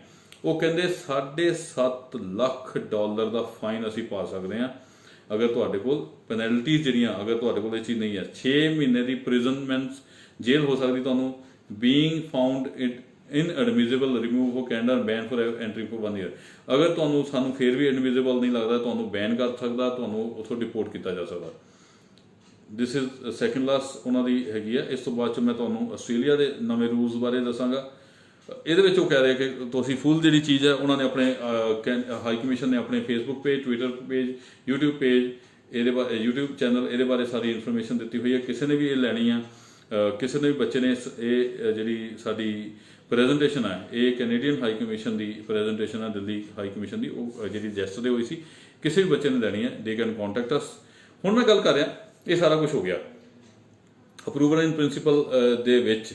ਸਾਡੇ ਕੋਲ ਬਹੁਤ ਸਾਰੇ ਕਾਲਜਸ ਹੈਗੇ ਆ, ਈਵਨ ਕੈਨੇਡਾ ਦੇ ਵਿੱਚ ਟੋਰਾਂਟੋ, ਵੈਨਕੂਵਰ, ਸਰੀ, ਬਰੈਂਪਟਨ, ਮੌਂਟਰੀਅਲ ਦੇ ਵਿੱਚ ਜਿਹੜੇ ਕਾਲਜਸ ਇਹ ਸਾਨੂੰ ਕਮਿਟ ਕਰਦੇ ਪਏ ਆ ਕਿ ਈਵਨ ਕੁਝ ਕਾਲਜਸ ਆਫਟਰ ਵੀਜ਼ਾ ਫੀਸ ਵੀ ਕਰ ਰਹੇ ਆ, ਈਵਨ ਕੁਝ ਕਾਲਜ ਜਿਹੜੇ ਹੈਗੇ ਆ ਉਹ ਸਾਨੂੰ ਇਹ ਵੀ ਕਹਿ ਰਹੇ ਕਿ in case of visa, main visa ਨਹੀਂ ਆਉਂਦਾ, ਮੇਨ ਅਪਰੂਵਲ ਨਹੀਂ ਆਉਂਦੀ, ਤੇ ਅਸੀਂ ਜਿਹੜੀ ਫੀਸ ਹੈ ਉਹ ਰਿਫੰਡੇਬਲ ਕਰਾਂਗੇ, ਜਿਹੜੀ ਫੀਸ ਪੇ ਕਰ ਚੁੱਕੇ। ਜਿੱਦਾਂ ਮੈਂ ਪਹਿਲਾਂ ਹੀ ਤੁਹਾਡੇ ਨਾਲ ਕਮਿਟ ਕੀਤਾ ਸੀ ਕਿ ਹਰਨਿੰਦ ਓਵਰਸੀਜ਼ ਪਾਥਵੇ ਐਜੂਕੇਸ਼ਨ ਤੁਹਾਨੂੰ ਸੇਫ ਐਂਡ ਸਿਕਿਉਰ ਰੱਖੇਗਾ। ਤੁਹਾਡੀ ਫੀਸ, ਤੁਹਾਡਾ ਪੈਸਾ ਜਿਹੜਾ ਹੈਗਾ ਉਹ ਬਿਲਕੁਲ ਵੀ ਖਰਾਬ ਨਹੀਂ ਹੋਣ ਦੇਗਾ। ਸੋ ਦੈਟਸ ਬੈਟਰ ਕਿ ਤੁਸੀਂ ਇਸ ਚੀਜ਼ ਨੂੰ ਲੈ ਕੇ ਧਿਆਨ ਰੱਖੋ, ਆਪਣਾ ਕੇਸ ਇੱਕ ਐਸੇ ਏਜੰਟ ਨੂੰ, ਐਸੇ ਕੰਸਲਟੈਂਟ ਨੂੰ ਦਿਓ ਜਿਹੜਾ ਤੁਹਾਡੀ ਫਾਈਲ, ਤੁਹਾਡੇ ਪੈਸੇ ਨੂੰ ਸੇਫ ਐਂਡ ਸਿਕਿਉਰ ਹੈਂਡ ਦੇ ਵਿੱਚ ਰੱਖ ਸਕੇ। ਉਹਨੂੰ ਇਸ ਤੁਹਾਡੇ ਜਿਹੜੇ ਵਾਅਦੇ ਨੂੰ ਪੂਰੇ ਕਰਦੇ ਹੋਏ ਅਸੀਂ ਜਿਹੜੇ ਇਦਾਂ ਦੇ ਕਾਲਜ ਇੰਟਰੋਡਿਊਸ ਕਰ ਰਹੇ ਹਾਂ, ਇਦਾਂ ਦੇ ਕਾਲਜ ਨਾਲ ਹੀ ਕੰਮ ਕਰ ਰਹੇ ਜਿਹੜੇ ਇਹ ਸਾਨੂੰ ਕਮਿਟਮੈਂਟ ਦੇ ਰਿਹਾ ਕਿ ਇਨ ਕੇਸ ਆਫ ਬੱਚਾ ਆਨਲਾਈਨ ਕਲਾਸਿਸ ਸ਼ੁਰੂ ਵੀ ਕਰ ਦਿੰਦਾ, ਵੀਜ਼ਾ ਨਹੀਂ ਆਉਂਦਾ ਮੇਨ, ਤੇ ਫਿਰ ਵੀ ਉਹਨੂੰ ਜਿਹੜਾ ਹੈਗਾ ਹੁਣ ਇਹਦੇ ਵਿੱਚ ਇੱਕ ਚੀਜ਼ ਹੋਰ ਆ ਜਾਂਦੀ ਹੈ ਕਿ PTE ਨੂੰ ਦੇ ਆਰ ਅਸੈਪਟਿੰਗ PTE ਉਹ ਨੌਨ SGS ਦੇ ਵਿੱਚ ਦੇ ਡੋਂਟ ਅਸੈਪਟ। ਕਿਤੇ ਵੀ ਡੁਲਿੰਗੋ ਦੀ ਗੱਲ ਤੇ ਕਿਤੇ ਵੀ ਨਹੀਂ ਆਈ। ਆਪਾਂ ਬਹੁਤ ਸਾਰੇ ਪਹਿਲਾਂ ਕੇਸਿਸ ਵਿੱਚ ਕਹਿ ਰਹੇ ਸੀ ਡੁਲਿੰਗੋ ਕਰ ਲਓ, ਡੁਲਿੰਗੋ ਕਰ ਲਓ, ਡੁਲਿੰਗੋ ਦੀ ਗੱਲ ਬਿਲਕੁਲ ਹੀ ਨਹੀਂ ਆਈ। ਤੇ ਜਿਹੜੇ ਬੱਚੇ ਓਵਰਆਲ 6, 1 ਜਾਂ 2 ਚੋਂ 5.5 ਆ, ਉਹ ਨੌਨ SGS ਹੀ ਕੰਸੀਡਰ ਹੋਣਗੇ। ਉਹਨਾਂ ਦੇ ਕੋਲ ਜਿਹੜੇ ਹੈਗੇ ਫਾਈਲ ਲਗਾਉਣ ਲੱਗੇ ਬਹੁਤ ਸਾਰੀਆਂ ਚੀਜ਼ਾਂ ਦਾ ਧਿਆਨ ਰੱਖਣਾ ਪਏਗਾ ਐਜ਼ ਏ ਨੌਨ SGS ਹੀ। ਸੋ ਦੋਸਤੋ, ਦਿਸ ਇਜ਼ ਦਾ ਕੈਨੇਡਾ ਦੀ ਸੀਗੀ ਤੁਹਾਡੀ ਅਪਡੇਸ਼ਨ। ਹੁਣ 5 ਮਿੰਟ ਤੁਹਾਨੂੰ ਮੈਂ ਲਗਾਉਣਾ ਆਸਟ੍ਰੇਲੀਆ ਦੇ ਗੁੱਡ ਨਿਊਜ਼ ਦੇਣੀਆਂ ਸਟਾਰਟ ਕਰਤੀਆਂ। ਸਾਡੇ ਕੋਲ 23 ਔਰ 24 ਦੇ ਆਸਟ੍ਰੇਲੀਆ ਦੇ ਵੀਜ਼ਾਸ ਹੈਗੇ ਆ, ਜਿਹੜੇ ਫਾਈਲਾਂ ਪਹਿਲਾਂ ਦੀਆਂ ਲੱਗੀਆਂ ਹੋਈਆਂ ਸੀਗੀਆਂ। ਆਸਟ੍ਰੇਲੀਆ ਨੇ ਜਿੱਦਾਂ ਅਨਾਉਂਸ ਕੀਤਾ ਸੀਗਾ ਕਿ they will give the visas, and ਜਦੋਂ ਬਾਰਡਰ ਖੁੱਲਣਗੇ, ਜਦੋਂ 에ਅਰਲਾਈਨਸ ਸਾਰੀਆਂ, ਉਹ ਕੁਛ ਨਹੀਂ ਕਹਿ ਰਿਹਾ ਕਿ ਆਨਲਾਈਨ ਕਲਾਸਾਂ ਲਗਾਓ, ਕੁਛ ਨਹੀਂ ਕਹਿ ਰਿਹਾ ਇਦਾਂ ਦਾ। ਉਹ ਕਹਿੰਦੇ ਫੀਸਾਂ ਪੇ ਕਰੋ, ਫੰਡ ਦਿਖਾਓ, COE ਲਓ, ਫਾਈਲ ਲਗਾਓ ਤੇ ਆਪਣਾ ਵੀਜ਼ਾ ਲੈ ਲਓ। ਆਪਣਾ ਵੀਜ਼ਾ ਲੈ ਕੇ ਘਰ ਬਹਿ ਜਾਓ ਤੇ ਤੁਹਾਡੇ ਵੀਜ਼ੇ ਦੇ ਵਿੱਚ ਤੁਹਾਨੂੰ ਹੁਣ ਆਸਟ੍ਰੇਲੀਆ ਦੇ ਵਿੱਚ ਇੱਕ ਚੀਜ਼ ਇਹ ਹੈਗੀ ਆ, UK ਤੁਹਾਨੂੰ 1 ਮਹੀਨੇ ਦਾ ਵੀਜ਼ਾ ਦਿੰਦਾ ਸੀ, ਹੁਣ ਉਹਨੇ 3 ਮਹੀਨੇ ਦਾ ਵੀਜ਼ਾ ਕਰਤਾ। ਕੈਨੇਡਾ ਤੁਹਾਨੂੰ ਵੀਜ਼ਾ ਹੀ ਨਹੀਂ ਦੇ ਰਿਹਾ ਕਿਉਂਕਿ ਉਹਦੀ ਸਟੈਂਪਿੰਗ ਹੁੰਦੀ ਹੈ ਪਾਸਪੋਰਟ ਦੇ ਉੱਤੇ, ਔਰ ਆਸਟ੍ਰੇਲੀਆ 'ਚ ਇਦਾਂ ਦਾ ਕੁਝ ਨਹੀਂ ਹੈਗਾ। ਆਸਟ੍ਰੇਲੀਆ ਆਨਲਾਈਨ ਜਿਹੜੀ ਵੀਜ਼ਾ ਦੀ ਹੈਗੀ ਆ ਉਹੀ ਲੈਟਰ ਜਿਹੜੀ ਚੱਲ ਜਾਂਦੀ 에ਅਰਪੋਰਟ ਦੇ ਉੱਤੇ ਵੀ, ਉੱਥੇ ਸਾਰੇ ਹਰ ਥਾਂ ਦੇ ਉੱਤੇ। ਸੋ ਜਿਹੜੇ ਬੱਚੇ ਆਸਟ੍ਰੇਲੀਆ ਅਪਲਾਈ ਕਰਨਾ ਚਾਹੁੰਦੇ ਆ, 2019-20 ਪਾਸ ਆਊਟ ਹੈਗੇ ਆ, ਓਵਰਆਲ 6 ਬੈਂਡ ਹੈਗੇ ਆ, ਪਰਸੈਂਟੇਜ 60 ਤੋਂ ਅਬਵ ਹੈਗੇ ਆ, ਮੋਸਟ ਵੈਲਕਮ। ਆਸਟ੍ਰੇਲੀਆ ਫੀਸ ਵੀਜ਼ੇ ਤੋਂ ਬਾਅਦ ਚੋਂ ਦੀ ਆਪਸ਼ਨ ਵੀ ਅਸੀਂ ਤੁਹਾਨੂੰ ਦੇ ਰਹੇ ਹਾਂ ਕਿ ਕਿਸੇ ਵੀ ਤਰ੍ਹਾਂ ਦੀ ਤੁਸੀਂ ਫੀਸ ਜਿਹੜੀ ਹੈਗੀ ਹੈ, ਡਿਗਰੀ ਪ੍ਰੋਗਰਾਮ ਹੈ, ਮਾਸਟਰ ਪ੍ਰੋਗਰਾਮ ਹੈ, ਉੱਥੇ ਸਾਡੇ ਕੋਲ Melbourne, Sydney, Brisbane, Perth, Adelaide, ਹਰ ਥਾਂ ਤੇ ਯੂਨੀਵਰਸਿਟੀਜ਼ ਹੈ, ਕਾਲਜਸ ਹੈ ਜਿਹੜੇ ਸਾਨੂੰ ਡਿਗਰੀ ਪ੍ਰੋਗਰਾਮ ਹੀ ਪ੍ਰੋਵਾਈਡ ਕਰਦੇ। ਵੀ ਆਰ ਨਾਟ ਆਸਕਿੰਗ ਕਿ ਅਸੀਂ ਵੋਕੇਸ਼ਨਲ ਪ੍ਰੋਗਰਾਮ ਦੇ ਵਿੱਚ ਕਰਾਂਗੇ। ਸੋ ਵੋਕੇਸ਼ਨਲ ਪ੍ਰੋਗਰਾਮ ਦੇ ਵਿੱਚ ਵੀ ਵੀਜ਼ਾਸ ਆਉਣੇ ਸ਼ੁਰੂ ਹੋ ਜਾਣਗੇ ਅੱਗੇ ਆਉਣ ਵਾਲੇ ਦਿਨਾਂ ਦੇ ਵਿੱਚ। ਆਸਟ੍ਰੇਲੀਆ ਵੀਜ਼ਾ ਦੇਗਾ ਬੜੇ ਆਰਾਮ ਦੇ ਨਾਲ। ਜਿਹੜੇ ਬੱਚੇ ਆਸਟ੍ਰੇਲੀਆ ਅਪਲਾਈ ਕਰਨਾ ਚਾਹੁੰਦੇ ਆ, 2019-20 ਪਾਸ ਆਊਟ ਹੈਗੇ ਆ, 18 ਵਾਲੇ ਵੀ ਅਗਰ ਪ੍ਰੋਫਾਈਲ ਉਹਨਾਂ ਦੀ ਅੱਛੀ ਹੈ, 6 ਈਚ ਹੈਗੇ ਆ, ਔਰ ਪਰਸੈਂਟੇਜ ਉਹਨਾਂ ਦੀ 70-80% ਹੈਗੇ ਆ, ਤੇ ਵੀ ਕੈਨ ਕੰਸੀਡਰ ਦੇਅਰ ਉਹਨਾਂ ਦੀ ਫਾਈਲ ਵੀ ਅਸੀਂ ਫੀਸ ਆਫਟਰ ਵੀਜ਼ਾ ਦੇ ਵਿੱਚ ਕੰਸੀਡਰ ਕਰ ਸਕਦੇ ਹਾਂ। ਤੇ ਇਹ ਸਾਰੀ ਚੀਜ਼ਾਂ ਦੇ ਵਿੱਚ ਕਈ ਬੱਚੇ ਇਦਾਂ ਦੇ ਵੀ ਹੋਣਗੇ ਜਿਨ੍ਹਾਂ ਦੀ IELTS ਐਕਸਪਾਇਰ ਹੋ ਗਈ ਆ। ਆਸਟ੍ਰੇਲੀਆ ਦੇ ਵਿੱਚ ਵੀ ਲੈਵਲ 1 ਦੀਆਂ ਜਿਹੜੀਆਂ ਯੂਨੀਵਰਸਿਟੀਜ਼ ਹੈਗੀਆਂ, ਦੇ ਆਰ ਪ੍ਰੋਵਾਈਡਿੰਗ, ਉਹਨਾਂ ਨੇ ਅਸੈਸਮੈਂਟ ਕਰਨੇ ਹੁੰਦੇ ਤੁਹਾਡੇ ਫੰਡਸ, ਉਹਨਾਂ ਨੇ ਅਸੈਸਮੈਂਟ ਕਰਨੇ ਹੁੰਦੇ ਤੁਹਾਡੀਆਂ IELTS, ਉਹਨਾਂ ਨੇ ਅਸੈਸਮੈਂਟ ਕਰਨੀ ਹੁੰਦੀ ਤੁਹਾਡੇ ਐਜੂਕੇਸ਼ਨਲ ਡਾਕੂਮੈਂਟਸ। ਹੁਣ ਮੈਂ ਉਹੀ ਗੱਲ ਕਹਿ ਰਿਹਾ, ਸਾਡੇ ਕੋਲ ਕੁਝ ਐਸੀਆਂ ਯੂਨੀਵਰਸਿਟੀਜ਼ ਹੈਗੀਆਂ ਜਿਹੜੀਆਂ ਆਸਟ੍ਰੇਲੀਆ ਦੀਆਂ ਤੁਹਾਨੂੰ ਐਡਮਿਸ਼ਨ ਦੇ ਸਕਦੀਆਂ, ਉਹ ਵੀ ਐਕਸਪਾਇਰ IELTS ਦੇ ਨਾਲ। ਫੋਰ ਐਗਜ਼ਾਮਪਲ, ਤੁਹਾਡੀ IELTS ਐਕਸਪਾਇਰ ਹੋਈ ਜਨਵਰੀ-ਫਰਵਰੀ 2020 ਦੇ ਵਿੱਚ, ਤੇ ਤੁਸੀਂ ਦੁਬਾਰਾ IELTS ਨਹੀਂ ਦੇ ਪਾਏ ਕਿਸੇ ਵੀ ਕਾਰਨ ਕਰਕੇ, ਤੇ ਆਸਟ੍ਰੇਲੀਆ ਦੇ ਵਿੱਚ ਤੁਸੀਂ ਅਪਲਾਈ ਕਰਨਾ ਚਾਹੁੰਦੇ ਹੋ, you can apply for the Australia. ਉਹਦੇ ਵਿੱਚ ਵੀ IELTS ਅਗਰ ਤੁਹਾਡੀ ਐਕਸਪਾਇਰ ਵੀ ਹੋਈ ਹੈ, ਓਵਰਆਲ 6 ਹੈ, IELTS ਨੂੰ ਕਈ ਯੂਨੀਵਰਸਿਟੀਆਂ ਨੇ ਉਹਦੀ ਜਿਹੜੀ ਕਰ ਦਿੱਤੀ ਹੈ ਐਕਸਪਾਇਰੀ ਡੇਟ 3 ਸਾਲ ਦੀ ਕਰ ਦਿੱਤੀ ਹੈ, ਕਿ ਜਨਵਰੀ ਅਗਰ ਦੇ ਵਿੱਚ ਤੁਹਾਡੀ ਅਗਰ IELTS ਐਕਸਪਾਇਰ ਹੋਈ ਸੀ 2020 ਵਿੱਚ, ਤੇ ਅਗਲੀ ਜਨਵਰੀ ਤੱਕ ਉਹ ਵੈਲਿਡ ਅਸੀਂ ਮੰਨਾਂਗੇ। ਜਿਹੜੇ ਬੱਚਿਆਂ ਦੀ IELTS ਐਕਸਪਾਇਰ ਵੀ ਹੋ ਗਈ ਹੋਈ ਆ, ਉਹ ਵੀ ਸਾਨੂੰ ਫਾਈਲ ਆਪਣੀ ਭੇਜ ਕੇ ਪ੍ਰੋਸੈਸ ਕਰਵਾ ਸਕਦੇ ਆ। ਸੋ ਫੀਸ ਆਫਟਰ ਵੀਜ਼ਾ ਦੀ ਆਪਸ਼ਨ ਤੁਹਾਨੂੰ ਦੇ ਰਿਹਾ, ਕੈਨੇਡਾ ਦੇ ਵਿੱਚ ਫੀਸ ਆਫਟਰ ਵੀਜ਼ਾ ਦੀ ਆਪਸ਼ਨ ਤੁਹਾਨੂੰ ਦੇ ਰਿਹਾ, ਪੋਸਟ ਗ੍ਰੈਜੂਏਟ ਵਰਕ ਪਰਮਿਟ ਦੇ ਨਾਲ ਫੀਸ ਆਫਟਰ ਵੀਜ਼ਾ ਦੀ ਆਪਸ਼ਨ ਦੇ ਰਿਹਾ। ਹਰ ਤਰ੍ਹਾਂ ਦੀ ਤੁਹਾਨੂੰ ਸਰਵਿਸਿਜ਼, ਫੈਸਿਲਿਟੀਜ਼ ਤੁਹਾਨੂੰ ਘਰ ਬੈਠੇ ਆਨਲਾਈਨ ਐਪਲੀਕੇਸ਼ਨ ਅਪਲਾਈ ਕਰਨ ਦੇ ਲਈ ਸਾਰੀਆਂ ਪ੍ਰੋਸੈਸ ਕਰ ਰਹੇ ਹਾਂ। Harnind overseas pathway education, you can check it out. ਸਾਡੇ ਆਫਿਸਿਸ ਆਪਣੇ ਕੈਨੇਡਾ ਦੇ ਵਿੱਚ, ਆਸਟ੍ਰੇਲੀਆ ਦੇ ਵਿੱਚ, ਦੁਬਈ 'ਚ, ਯੂਕੇ ਦੇ ਵਿੱਚ ਤੇ ਇੰਡੀਆ ਦੇ ਵਿੱਚ ਅਸੀਂ ਜਿਹੜੇ ਹੈਗੇ ਆ ਇਸ ਵੇਲੇ ਜਲੰਧਰ ਤੇ ਮੇਰਠ ਦੇ ਵਿੱਚ ਹੈਗੇ ਆ। ਆਉਣ ਵਾਲੇ ਦਿਨਾਂ ਦੇ ਵਿੱਚ ਅਸੀਂ ਇੰਡੀਆ ਦੇ ਵਿੱਚ ਹੋਰ ਆਫਿਸਿਸ ਵੀ ਅਨਾਉਂਸ ਕਰ ਰਹੇ ਹਾਂ ਜਲਦੀ ਹੀ। ਅਗਰ ਕੋਈ ਵੀ ਭੈਣ ਭਰਾ ਸਾਡੇ ਨਾਲ ਕੋਈ ਸਾਡੀ ਫਰੈਂਚਾਈਜ਼ੀ ਬਾਰੇ ਗੱਲ ਕਰਨਾ ਚਾਹੁੰਦਾ, ਸਾਡੇ ਨਾਲ ਮਿਲ ਕੇ ਕੰਮ ਕਰਨਾ ਚਾਹੁੰਦਾ, ਇਸ ਫੀਲਡ ਵਿੱਚ ਆਉਣਾ ਚਾਹੁੰਦਾ, ਕੋਈ ਪ੍ਰੀਵੀਅਸ ਐਕਸਪੀਰੀਅੰਸ ਹੈਗਾ ਜਾਂ ਨਹੀਂ ਹੈਗਾ, ਫਿਰ ਵੀ ਸਾਡੇ ਨਾਲ ਕੰਮ ਕਰਨਾ ਚਾਹੁੰਦਾ, ਮੋਸਟ ਵੈਲਕਮ ਆ। ਤੁਸੀਂ ਸਾਨੂੰ ਸੰਪਰਕ ਕਰ ਸਕਦੇ ਹੋ, ਨੰਬਰ ਤੁਹਾਡੇ ਨਾਲ ਸ਼ੇਅਰ ਹੈਗਾ। ਸੋ ਦੋਸਤੋ, ਅੱਜ ਇੰਨਾ ਹੀ। ਕੱਲ ਨੂੰ ਫਿਰ ਤੁਹਾਡੇ ਨਾਲ ਜਿੱਦਾਂ ਗੱਲ ਹੋਈ ਹੈ ਜਰਮਨੀ ਤੇ ਯੂਕੇ ਸਟੂਡੈਂਟ ਵੀਜ਼ਾ ਬਾਰੇ ਜ਼ਿਆਦਾ ਡਿਟੇਲ ਦੇ ਵਿੱਚ ਜਾਣਕਾਰੀ ਦੇਣ ਲਈ ਤੁਹਾਡੇ ਨਾਲ ਹਾਜ਼ਰ ਹੋਵਾਂਗਾ। ਤੁਹਾਡਾ ਆਪਣਾ Hardeep Singh, Hardeep Overseas pathway education ਤੋਂ। ਸਤਿ ਸ਼੍ਰੀ ਅਕਾਲ ਦੋਸਤੋ।